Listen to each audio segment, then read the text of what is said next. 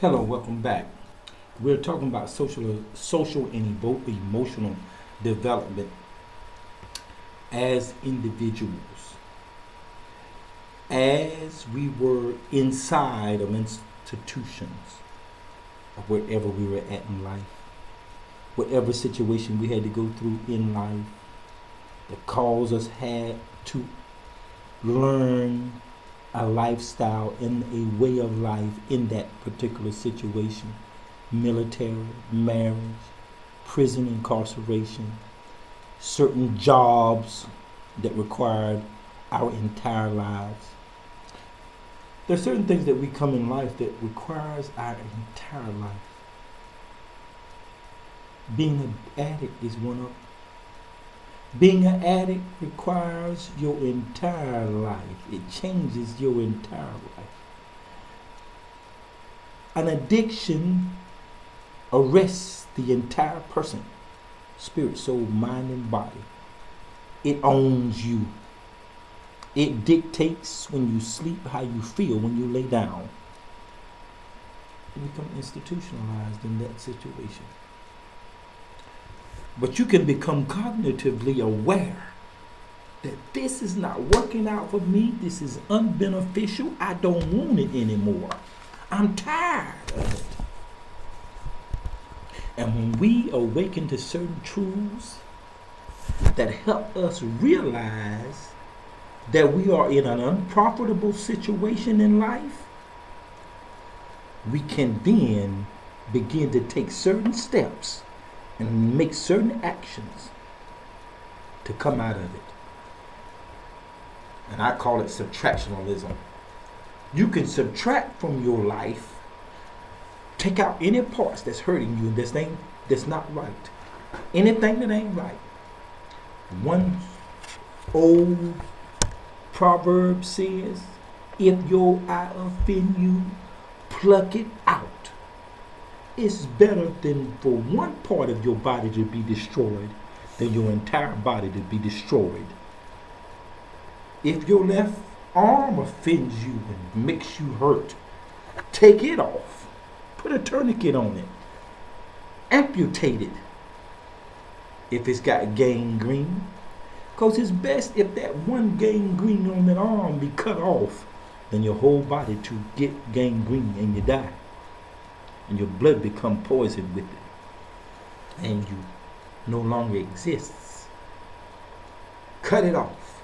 For it is more profitable that you be whole and to be sane and to be healthy than your entire person be unfit for duty. Now, and that's the whole thing of it that we're talking here in social and emotional development. Because there are things that happen in your life when you went through it in that subculture. You were institutionalized, and we talked about that. And we now want to stop the recidivism from going back to it.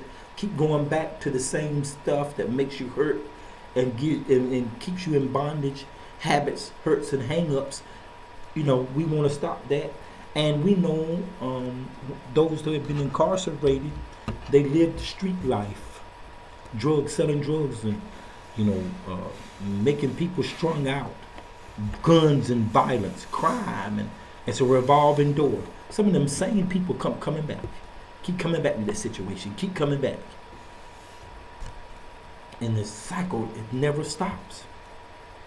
But there are those who wake up, who becomes aware of their situation. Now that you become aware, you transition out, you get ready to go out. Now what? We're in a situation now, we can develop, because you never stop developing socially, and you never stop growing whatever situation you're in. You can grow in worse things and bad things. In other words, you can be in a bad situation and just inside, you have a bad state of being, and that state of being just keep getting worse, until you become sickened, reprobate, and just, you can go beyond just a human feelings and compassion. You ain't even compassionate about. Before you would just hit somebody in the head to rob them. Now you will take a gun out and blast them 25 times, go over, you overkill it. I'm saying that's how it could continue to sicken you, continue to make you if you don't stop it. And that's what I'm saying. I believe that every individual has the ability and has the capabilities of coming to a stopping point from one negative situation, idea, habit, parenting, or thought about the self. They can come to an epiphany, and they can realize and say, hey, this is killing me. I'm bad. I can change. I'm going to change. And every human being that has breath in their body has the ability to think and reason within themselves, has the ability to make a conscious decision to change their will and their way of life and place it in the care of positive action, and then make a change for the better. Everyone, I believe even Hitler had the ability to say, hey, I'm going to stop killing all these people. But one truth and one sad state of affairs and one reality about it is sometimes you can get so far gone, even when you think about coming back, you reject it and you don't obey your thought that says, hey, I gotta stop this. You can get so far gone until you won't even stop. But now we're not at that point. Good. If you're standing here and talking, looking at me, and we're seeing eye to eye, you ain't at that point. Good. You can re-socialize. You can deal with those negative emotions, those negative thought patterns and behaviors that cause you to be in the situation you're in. Now you can move on out. Now, once you move on out, there gonna be some. You realize that you've been through some social stuff, that you were in there, and it is very likely that we become acutely aware of feeling out of touch when we move in from one place to the other. You've seen it. People that's been battered, they get into regular social situations at a wedding, and they everybody looking at them, and they feel like everybody they think people talking about them and pointing fingers at them. Ain't nobody talking about them and stuff. What's happening is they feeling that they out of touch. They don't belong. They think everybody's talking with them about them, and everybody's pointing finger at them, and they feel out of place and out of touch, and it's happening to them on the inside. When you feel out of touch and out of place, it's happening to you on the inside. But what happens is your mind tell you they don't like me.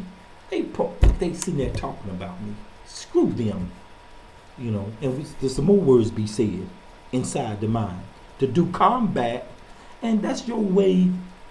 Most likely that might be your way of internalizing what's happening to you, to blame and to point fingers, and that happens. Stop the blame game. Ain't nobody talking about you. Ain't nobody pointing fingers at you. It's the way you feeling on the inside. You're feeling out of place because you was in a situation and that was tearing your emotions and yourself apart, and you made you out of sorts, and this centered you. Now when you get in another situation, in an arena, you're uncomfortable. You out of touch with what everybody else is going on. You can't enjoy or go over there and get you some glass of wine and drink sociably and talk and socialize with the people that's in the wedding party and the family members from both sides. You can't do it because you out of touch. You just feel like you don't even feel right in them clothes that they made you wear. That's a part of going out. That's a part of transitioning, getting out and staying out. That's a part of having to deal with the negative feelings that you develop in one situation now that you're in another. But the great part about it is that how long it takes You can realize that you lagging, and you might feel like you're lagging behind socially, emotionally, and intellectually, financially, physically. Now, listen to all this. Sometimes you just not only feel like you lagging behind socially, you get in the wedding situation, you get in relationships with a female. She likes you and you like her, and you can't even deal with them situations. Or he likes you and you like him, but because you've been so messed up and emotionally and hurt that you think that that person gonna hurt you, you can't even deal with the situation. The person ain't even, they mean the best for you, and they're good people. But when you lagging behind emotionally, you don't see the good in people. You don't see the good in that next person. That person might not even be nothing like that last relationship that you were in, but because you lagging emotionally, that you're incapable of recognizing a good person when you see one.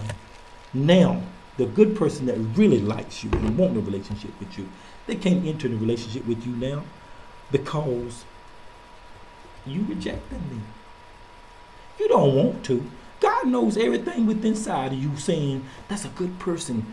On the backdrop of what's been said in front, what's been saying up front here is they out to get you. Don't trust them. They'll do you harm. They're gonna hurt you. And back here in the backdrop is saying that's a nice person. Really, he's just a nice, compassionate, and loving person, caring. He's supportive. But this right here is so much in the forefront that it's drowning out the truth of who that person is. And that's what happens when you lag. When you lag emotionally, intellectually, and there's the intellectual part. Here you go, intellectually, everybody's around the table might have on a regular conversation. Now, a lot of people say don't talk about religion and politics. You know why? Because it takes a mature person to talk about those two and not get offended, angry, frustrated, because both of them it's just philosophical, and all kinds of craziness goes along with politics and religion. And one minute they tell you, I love you, and then the next minute they got a gun pointed to your head in both situations. Yeah, politics and religion. And I'm saying this historically, based on facts historically, let's get that straight. If you look back historically in politics and in religion, those two things have happened. Now that's for your own study, where those two things have happened. But I'm just saying that you can lag emotionally and intellectually also. And people might be talking about just simple things at the work, about going to a party, social sites, or tweeting. Let's not even talk about tweeting, but social sites. I mean, you can get offended because you can't handle it intellectually. You haven't.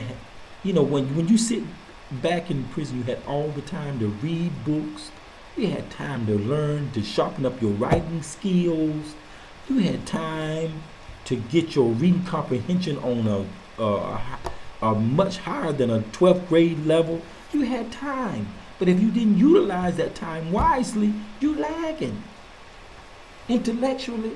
Then when somebody talk about the simplest thing, you lost.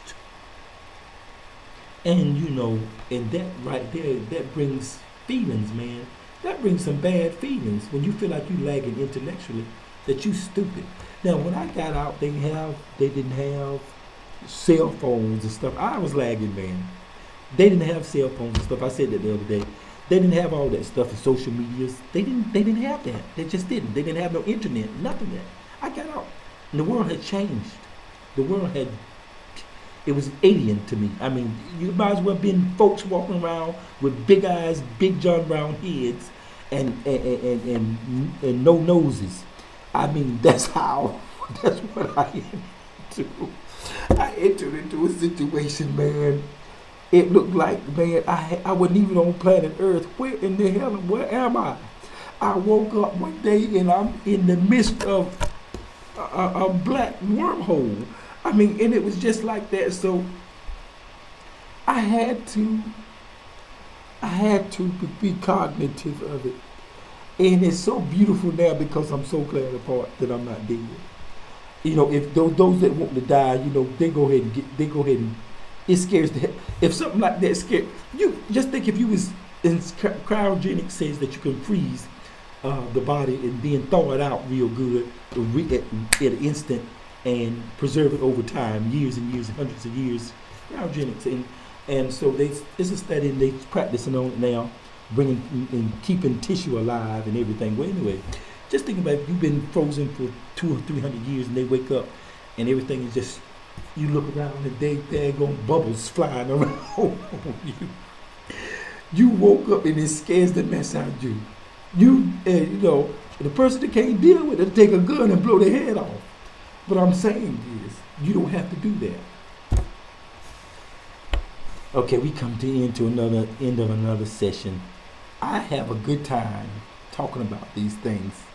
And I apologize if I go off and outside the subject. I mean not to, but I think I stayed on this subject very well, even with the examples, because the examples deals greatly with emotions and things that happen as a result of being confined, locked away in a bubble, institutionalized. Now, socially and emotionally, I was being developed even in that situation. Now I must realize that there's some places I'm lagging. I'm lagging emotionally, I'm lagging intellectually, physically, I'm lagging. And I just think my body just think this. I've been sleeping. I'm used to sleeping. Everybody else used to get up, going to work. My body got to get adjusted to it. Physically, I got to get adjusted to it. And then you could be lagging financially. People, you 35 years old, and it's like you just got out of high school. You don't have a car. You don't have a place. Most of the people 35 years old got their children about 8 and 9 years old. They have a wife and a family. They're working on something, and they got stuff. You 35, and you ain't got nothing. Your whole classmates that you graduate from high school is on a different plane than you are. When that not, and it might not be so even in today, because a lot of people on the street are locked up and caged in by their habits, hurts, and hang-ups, and they haven't grown any financially. So, you're not alone either way you look at it. And that's the whole thing is, and if you are lacking financially, now is the time to realize that you must be disciplined financially. There are some steps that you can take. Don't be overwhelmed. We talk about that. Don't be overwhelmed. As an individual, you're going to make it. I'll see you next time.